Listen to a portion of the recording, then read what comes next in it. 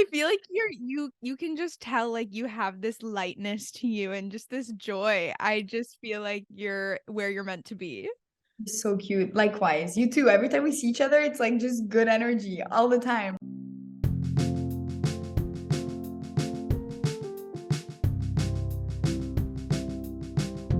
With that, I will welcome you again to Human to Human. I am here with Sharon Brand, the owner of Brands Media Group. You've been a recurring guest on the show, and I'm so excited. We're going to talk about imposter syndrome today, which I feel like is something you have quite a bit of experience with. You are a small business owner. You started it in your early 20s. You've moved around different cities, Montreal, Paris, now you're in Tel Aviv. So I would love to dive into your experience with imposter syndrome, how it showed up in your life. I'm going to go over like 4 different ways it can show up, and then you can talk specifically about what it was like for you. So, imposter syndrome can feel like you're just downplaying your abilities, you're feeling like you're not worthy of your accomplishments, or you're about to be like exposed as a fraud and you don't deserve all the achievements you have in your life. And it can also just I think it's really tied to your self-worth, and it can come up the most when you're trying something new or you're feeling, like, inexperienced. Does any of that resonate for you? Oh, 100%. Okay, first of all, thanks so much for having me again on the podcast. It's always such a pleasure coming on. And then, second of all, I mean, for sure, but I feel like the crazy part is that once you start a business and you are in your early 20s, you don't even know what the imposter syndrome actually is, and you don't, you've never encountered it. So you really start off in this very naive phase, like, okay, I'm gonna start, what I like to do best. And then it's really afterwards that it starts to hit you. So for me, it hit me 2 years, sorry, a year and a half in. And I didn't even know what I was feeling was actually something else, something that is, occurring to other people. And that is an actual valid thing to be feeling. So I was Googling it. I was writing stuff like business owner, and I feel like I can't do anything. I feel frozen. I feel like, it's the motivation was still there. I wanted to get up and do the work, but I always felt like I was going to get bad news from a client, or if a client called me, they were going to drop me. Just like very negative thoughts about my capability as a business owner. I feel like I thought about this going into this interview. I was like, I feel like I'm gonna realize how I feel imposter syndrome because I'm the same. I've been like doing this for a bit over 2 years, and I think when I got this request for the episode, I'm like, I don't know a lot about imposter syndrome, but I think I've experienced it more than I've consciously been aware of. Yeah. I think once you know and then you kind of like snap out of it because you're aware of it, that's also what I was trained to do when I was going through it and I was getting, all the help I could get. It's kind of like not feeding it and also not dwelling on it like, okay, I have this and I'm unable to do this, because then it could spiral into something so much bigger. So once you're aware and then you're like, okay, well, I feel like I have this, it's okay, feelings are not facts, then we move on and we go on with our day. And I mean, a year later now, I sometimes, there's days, but it's not every day that I have it like I used to have last November. Yeah. So what last November you said even before we started recording, like the difference in how you feel and how your business runs between now and last year is crazy different. And you attribute a lot of that to the imposter syndrome you felt last year, right? Yeah, 100%. So because we're a social media agency and all of our services are not the success, but basically the income, everything that makes the business running comes from clients. The second we don't have clients, it's kind of, making me question, well, are we doing something wrong here? Are we even going to survive this? Should I go back to a corporate job? Like, these are thoughts that I was having. Like, okay, maybe I should just apply to a big fashion house because I love fashion. But so you realize that no, there are moments that are going to be a bit more stagnant and slow, and clients are not going to come in a lot. But basically, last November, we had two, I want to say like two going on three clients. And so it wasn't enough. Like I was struggling financially. I also, coming from what I had from the first year, it was a big kind of like drop. And so what I learned from a lot of consultant and management and a lot of my friends who are in the business world is that it's going to be a lot of highs and lows, like cycles of business coming in. You really have to see it on the long term. So thankfully, we have a treasury that I accumulated over the first year. So that was, my safe, I would say, safe financial space. But then, you're really questioning like what's happening? Why are we not getting any clients? And so I read this book, The Imposter Cure by Dr. Jessamy Hibberd. And the book basically just ran you through so many self exercises, things you could do to really improve those thoughts and really train your brain on, okay, you are not, your thoughts, and it's okay if you feel like a fraud. It's, kind of accepting it and moving forward with it. And then I don't know what happened, but when I finished the book, something just dramatically shifted in my mind. The way I was writing my emails, the way I was doing the Zoom calls, I just had more confidence. And we closed 3 new clients like the week that I finished this book, and that was in January. So November, December were just really low month for me, and then in January we actually got 3 new clients. Wow. So what were the kind of warning signs at the beginning, even that you realized as you read the book of like, whoa, okay, these are the things I was feeling and that's tied to imposter syndrome? I think it was just major anxiety that before every meeting, before every email that I would send, and I'm usually not like that. That's the thing. I'm super confident. Usually I go with the flow. I've always been in the mindset since I'm little. I'm just gonna do it. If it works, it works. If it doesn't, it doesn't. Even building the business, it wasn't a whole plan thing. It was okay, I'll start it and we'll see. And so with that mentality and my personality being, very chill and going with the flow, having these anxious thoughts, it was really concerning for me because I'm usually not an anxious person. And that's when it was really alarming. And I was really wondering, okay, what can I do here? What is it that I can change? And I still go back to that book even today when I'm stuck on certain things. And I look back on some chapters and it's really my Bible. Oh my God, I need to get this book. Okay, biggest takeaway so far, get this book. You're going to agree with me, but we're so young. And I think it's so special that we're building stuff from scratch at such a young age. But there's so much pressure, right? So I feel like we're so hard on ourselves. And, those thoughts are going to come and go, but just like, okay, we need to take it easy and just, yeah, just enjoy life as it comes. And with all Yeah. of its roller coaster ride. I forget that I don't need to have it all figured out right now. And like, I shouldn't actually. And I love what you said about it kind of showing up as anxiety. And immediately, I already thought too, I was an assistant for a YouTuber a year ago. And so many times she would text me or call me, or I'd be sending an email and I would be like, oh my God, I did something wrong. Or like, she found out I don't actually know what I'm doing at all. And like, she's unhappy with the work I'm producing. And I think you really have to come back to the facts and the evidence of like, okay, wait, what am I actually doing? What am I producing? What is the physical product of what I'm working on? Because we get so like messed up in our brains. We just are so confused because we only have our one perspective. Yeah, and we also get a lot in our heads. And it's so interesting that you said that because every time we ask for feedback for during our client calls, I'm always, I'm nervous asking for the feedback. And I'm always thinking, not anymore, actually. I lied. I'm lying.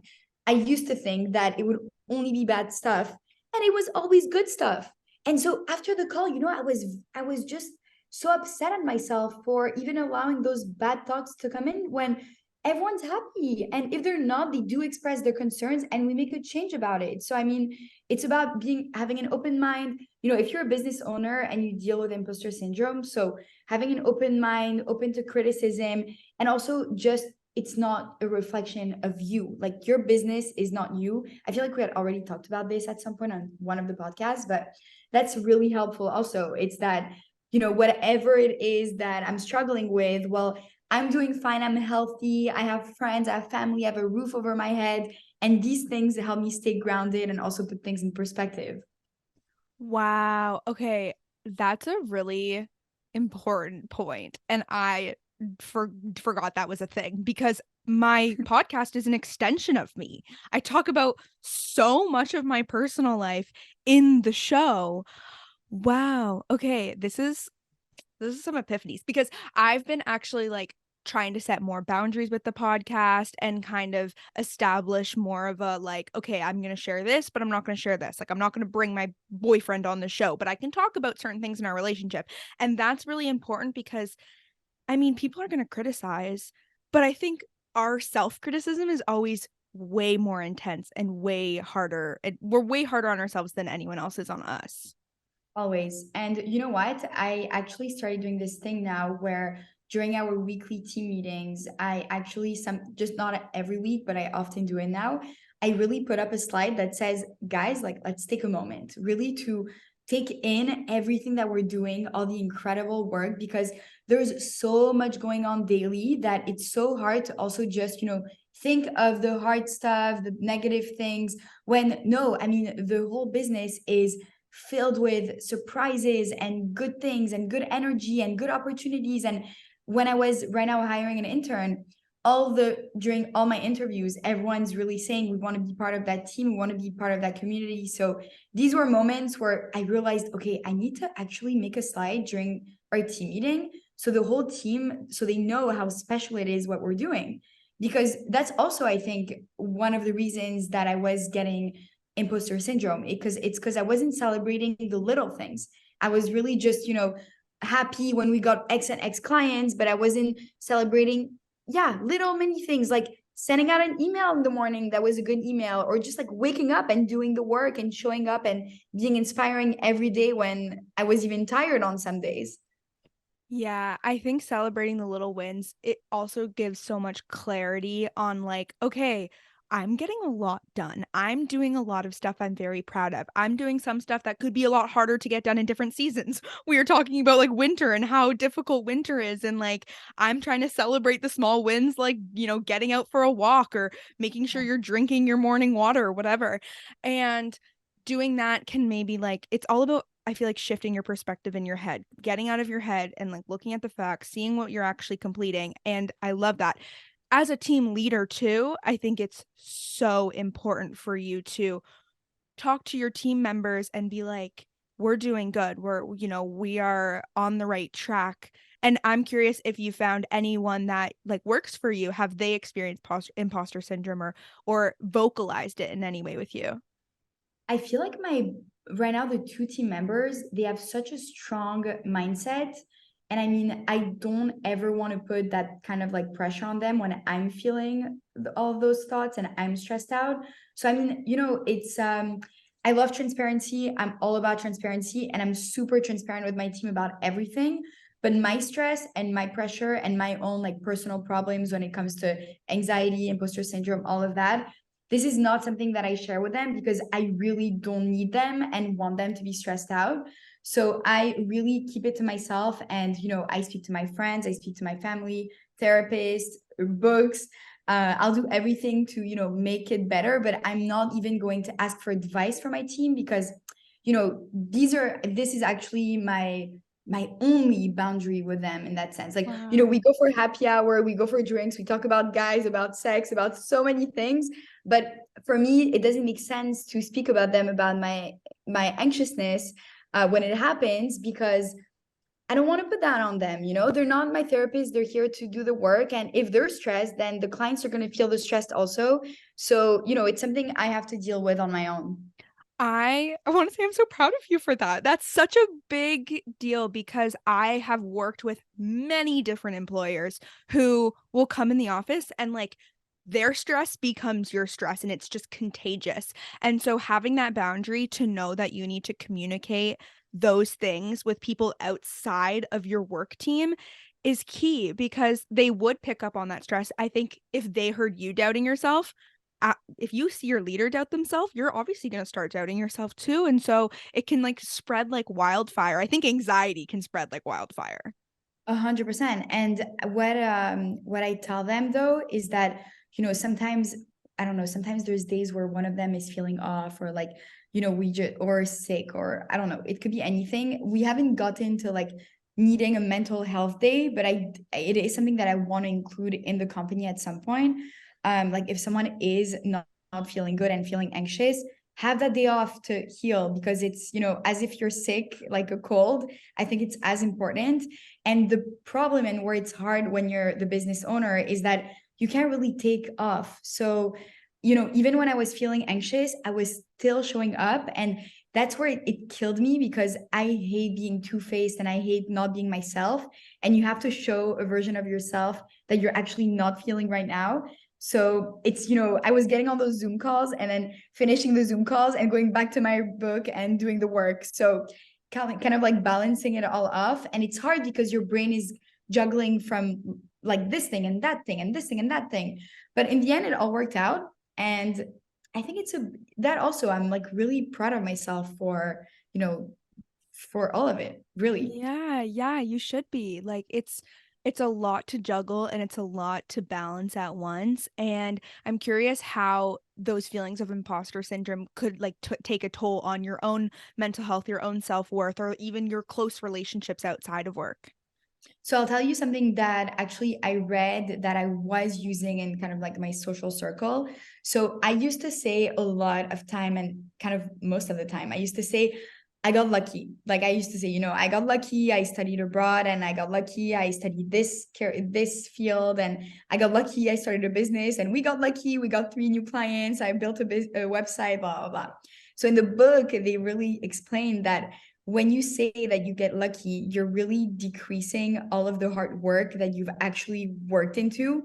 And they're saying like, you waking up at 8 a.m. is work. Like you got lucky, but you woke up at 8 a.m. to do that. You did those steps. It could be X and Y. But so now I learned how to tell all the people around me, it's a hard work. Like I don't say that I'm lucky anymore. I say I had the privilege of, going to that school and that school, to have studied abroad, to have built a network. But even the network, I did so much work to maintain those networks, to speak to people, to get out of my comfort zone and create those relationships with those people that in the end or became my clients or spoke about BMG to their own network. So you know what I'm getting with this? It's kind Yeah. of like like luck, and you did a lot of hard work.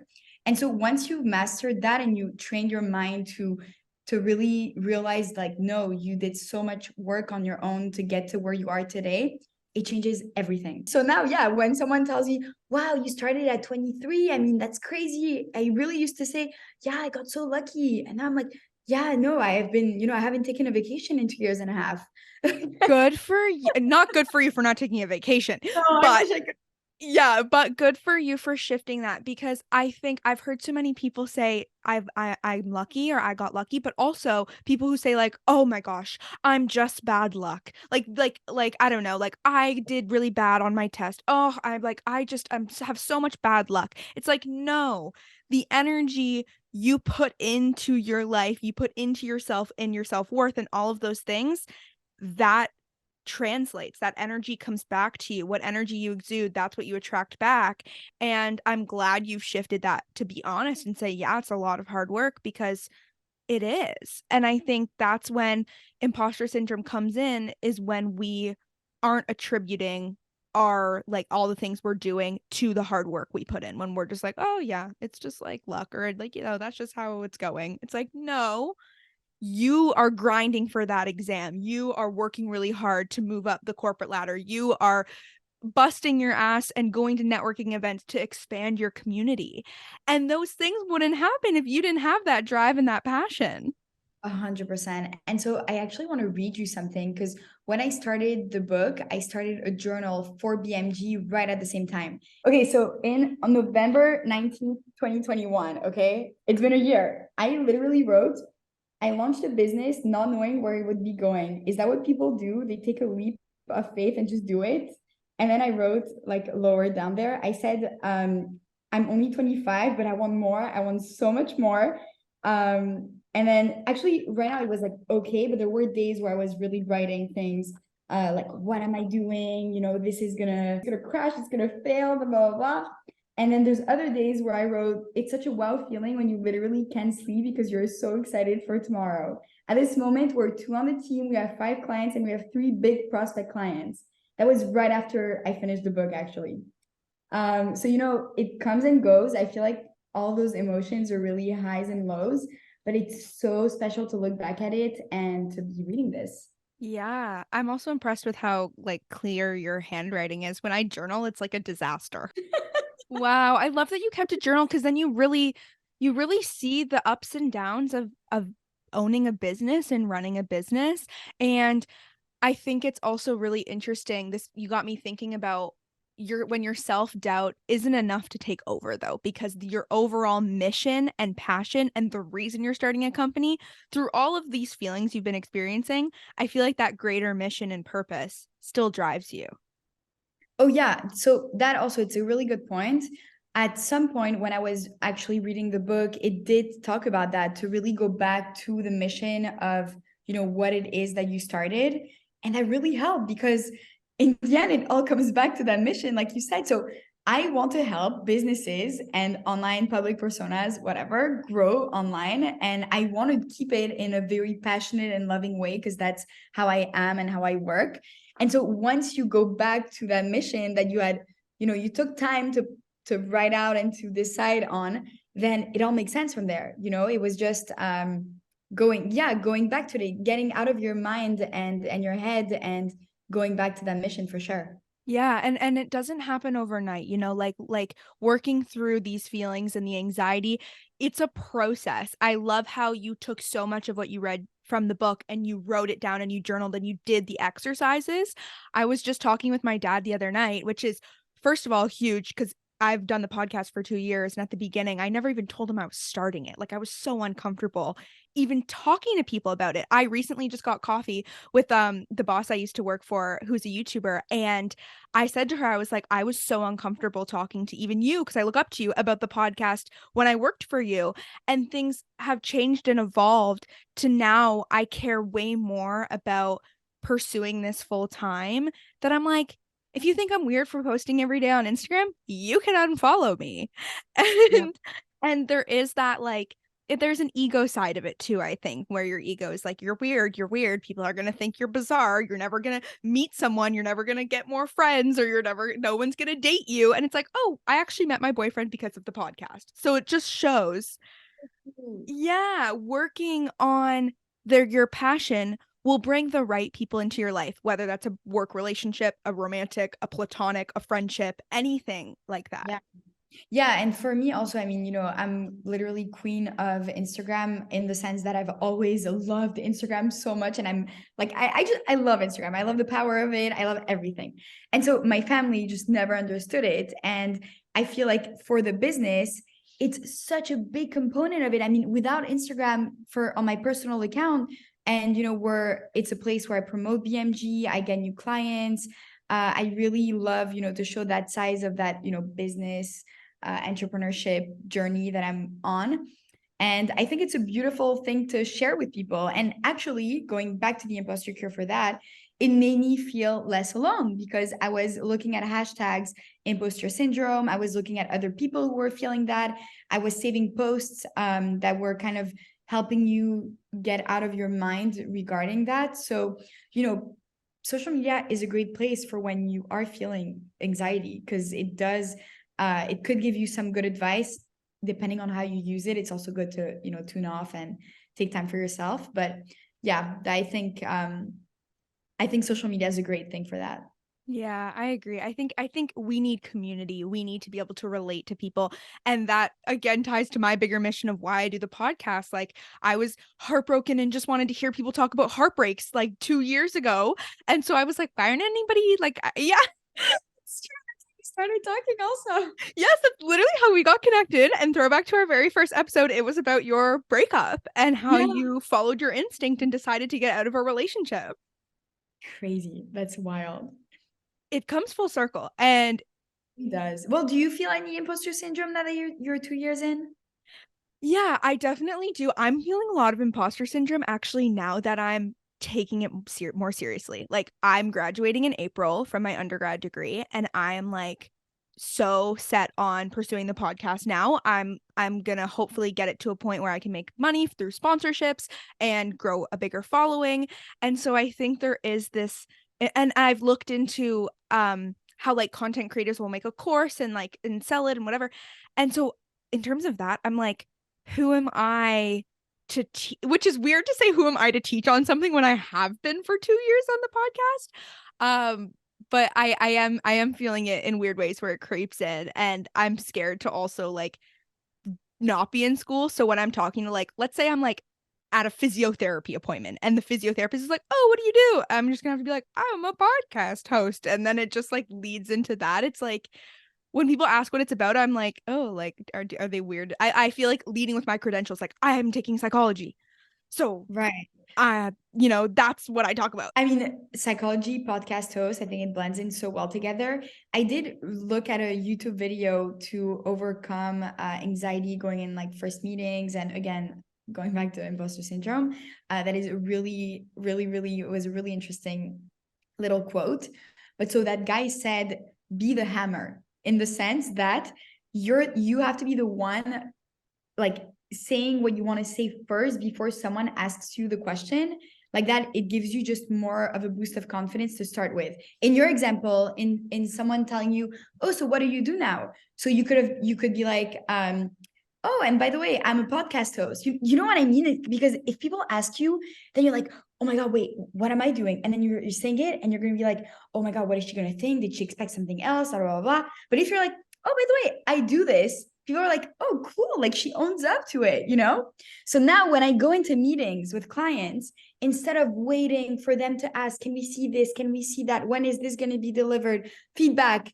I'm the one. I'm the hammer. I tell them, this is going on there. And then do you have any question?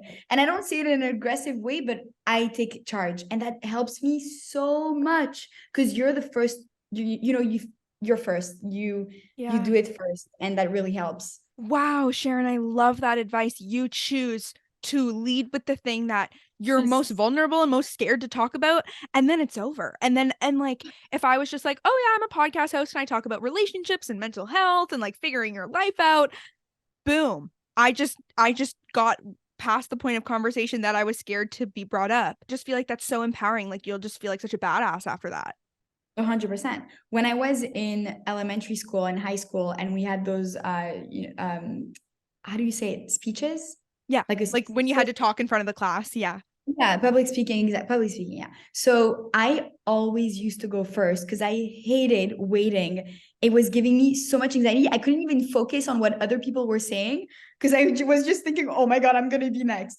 So I always raised my hand to go first, and then it was over and I could breathe again. So this is the same thing. I think it's, if you are worried, then take action, go for it, go full force. You ask for help, you ask for advice, and like own up to what you're doing. And in the end, when I look at people who have imposter syndrome, it's so interesting because I look up to those people so much. Like, example for you, if you're feeling imposter syndrome and you're a podcast host, I don't know how a podcast works. You've created a jingle, you've created Anchor, you've gotten the mic. Like I asked you, remember what's the best mic to get? Now Yeah. the worst podcast also. So it's like everyone is an expert in their field. And so it's really, we feel this way, but other people don't look at us this way.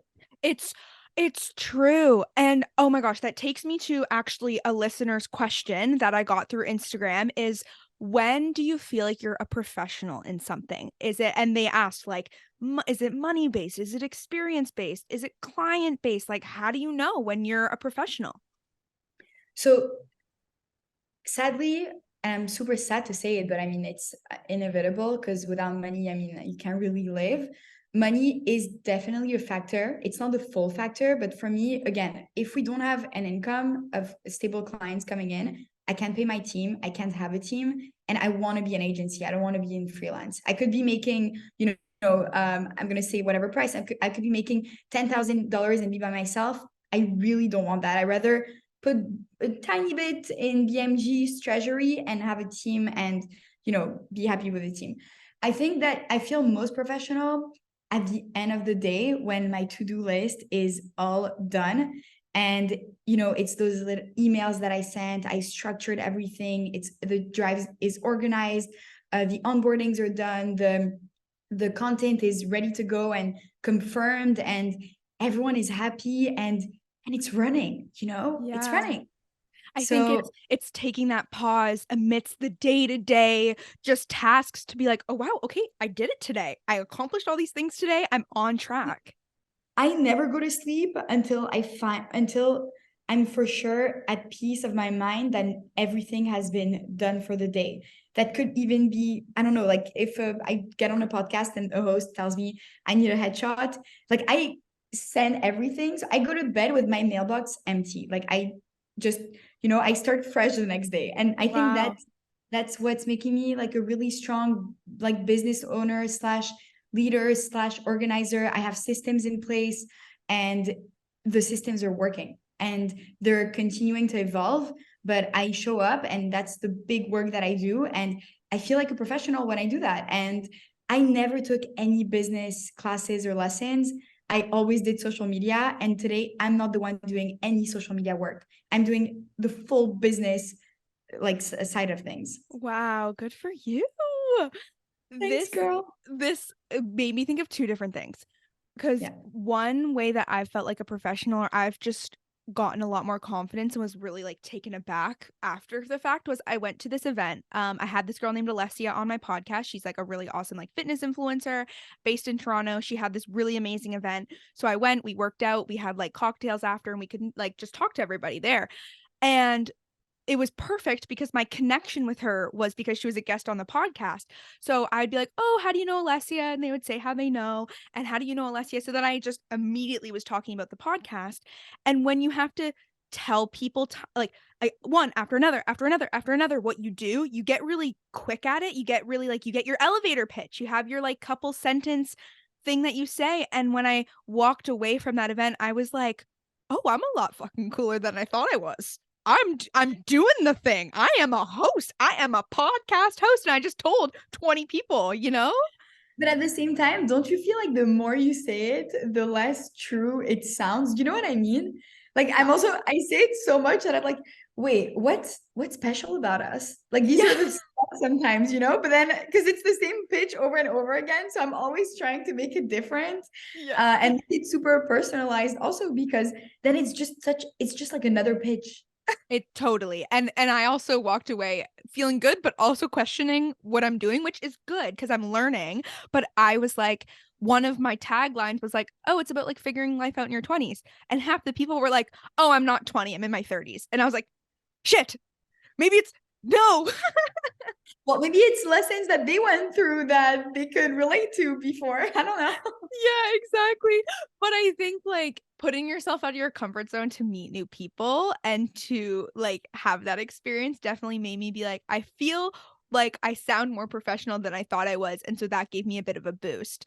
Yeah. But something else that really helps me kind of feel confident, feel good, feel like I'm on the right track. And my therapist gave me this advice quite a long time ago, was when I feel like I'm not getting anything done or I'm not making any traction, write down everything I did that day or write down everything I did that week, down to the little things. Like I replied to this email, I cleared my inbox, I made my bed, I cleaned my room. And when you look at that list, you'll be like, oh, I did way more today than I thought I did.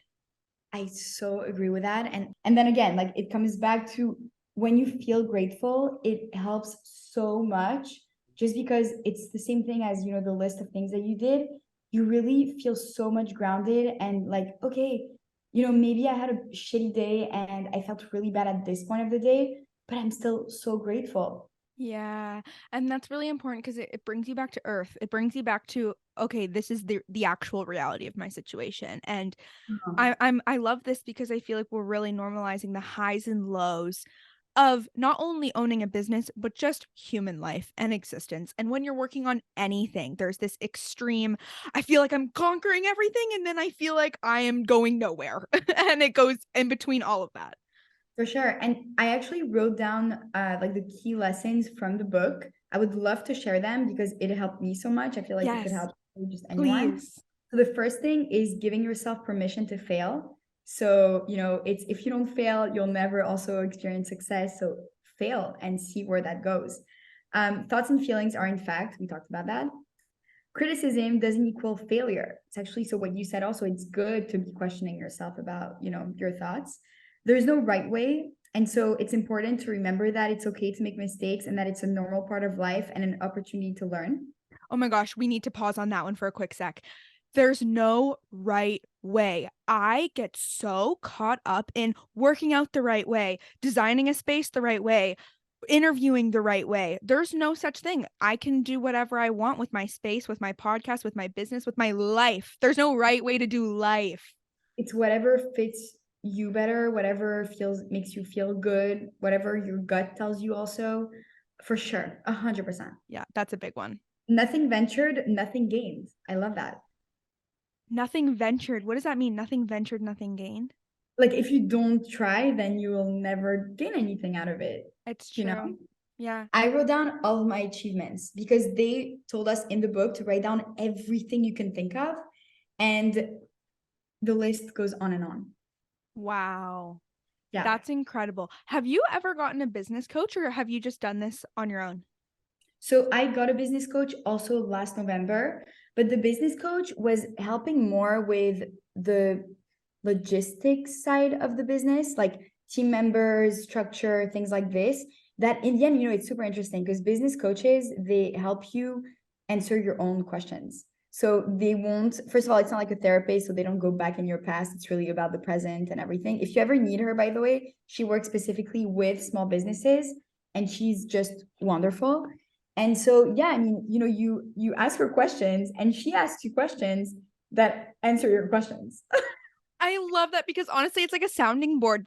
I learned through therapy that I process way better verbally. I mean, duh, I'm a podcast host. That makes sense. But so I think I'm really want to hire a business coach once I graduate and take it on even more seriously. Because that's also investing in yourself and investing in your passion, the thing you care the most deeply about. 100%. And I think I said that on Instagram when every time I have my coach sessions with her, which is not often, but once every like 5 months, it's the best money that I could spend. Like it's the best investment. I feel like a better like coach afterwards. I feel like a stronger leader and everything is more clear.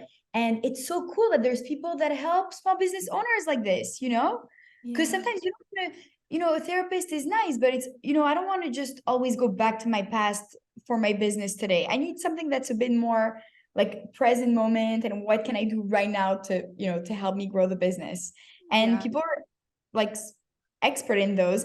And I'm sure that she gets imposter syndrome. Yeah.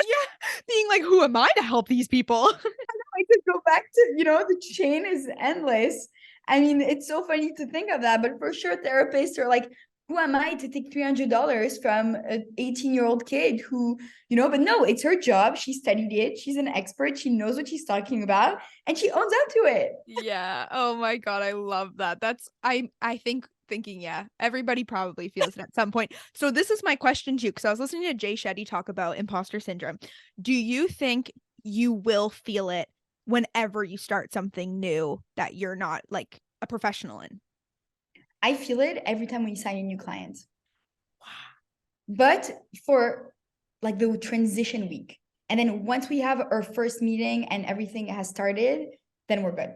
But every time we sign a contract 15 days before the start date, because that's the turnover that I gave out in like the time frame, those 15 days. So I'm in it currently. I'm just like, I'm nervous. I'm excited. I'm just, I'm feeling everything. So I feel it every time we sign new clients. And I hope not to feel it again as strong as last year, but it's also like if I do, then it's fine. Like I know that there is an end, there is light at the end of the tunnel. And also, I'm expecting to feel it when we lose clients. I hope we don't lose clients. And right now, it's been a year of not losing clients. So thankful, but it could happen, for budget reasons, for any kind of reason. So I feel like I'll feel it then because you really question your worth, your value, your work when clients leave. So yeah, for sure. Yeah, I think it's very normal to question yourself in general. And then I think it's even more heightened when you are doing something outside of the norm of the 9 to 5, working for someone else kind of model. So I love that you said it's something that we can't just find a cure. It's not something that's just going to go away. It's like anxiety. It's like the ups and downs of life. It's going to come, it's going to go. But I also think you're on the right track. And if you're having imposter syndrome, that means you're probably doing something out of your comfort zone, which is good. Well, it means that you care. That's really it. Because if you didn't care about what you're doing, you wouldn't feel it. You wouldn't care. Yeah. So that's also like a really good thing to remember. It's like I have imposter syndrome because I care about BMG so much. Yeah. Wow. Oh, love it. Okay. I feel like we tackled pretty much everything. There was one question from a listener about how to adjust. Any advice you have on adjusting to a big life change, a big work change, anything in that like realm? I think that trusting yourself, like what your body is telling you. So if you're tired, if you need to, chill, take a couple of days for yourself and really, get that grind going that fits you. I think that's really helpful. And that's also what helps me. I feel like I'm such a go, go, go person all the time. And I'm actually learning just right now recently how to kind of go into that slow living mood. And it's life changing. I feel like a new person, and yeah, that really helped me. I moved to Tel Aviv from Canada and I kept moving back and forth for 6 years. So I know about like big life changes. And I think it's that transition period will always be stressful. But once you are, in the element that you're supposed to be in and you're following your truth, then everything will follow from there. Yeah, totally. And I love that you said like tuning into yourself, kind of having those quiet moments, so key. Like I think COVID really taught us how to do that more than anything. But for me, it's like sometimes I'm like scared to hear the own thoughts in my brain. And then once I give myself that quiet time, I'm like, oh, this is giving me one clarity I need, or they weren't as scary as I thought they were going to be. The human brain is just wild. It is. It truly is. That's why, like, when you also think about those things, it's like, oh my God, we are alive, we're bodies, and then we just have a brain with thoughts and feelings, and it's crazy. It's so crazy. And then there's a whole like fucking warp that you go through when like someone dies or you realize that life is precious and short. And then you're like, oh my God, okay, wait, I'm stressing about too little of things, but then it's hard not to because that's just how life goes. Guys, life is short. Go for what you want, dream big, achieve, whatever it is you want to achieve. Keep that fire in you and it'll just light up the world. And I feel like, yeah, I feel like we could just, ending it on that note is so nice. It's just go for it, really. Go for it. Surround yourself with the right people. It will attract the right people and like trust yourself truly more than anything. And embrace your failures. Yes. Thank you for coming on, Sharon. Please shout out Brands Media Group, your personal Instagram, all the things. So the BMG's Instagram account is at Brands Media Group. My personal is at Sharon Brand. And if you have any questions, any things you want to talk about the imposter syndrome or just business, anything, please, please, please slide into my DM. There's nothing I like more. And yeah, thank you so much, Jess. Of course, thank you. If people check out at Human to Human Pod on Instagram, Sharon is the one who helped me with all my branding. So I love how our worlds collide in that way too. Full circle moment, always. Truly full circle.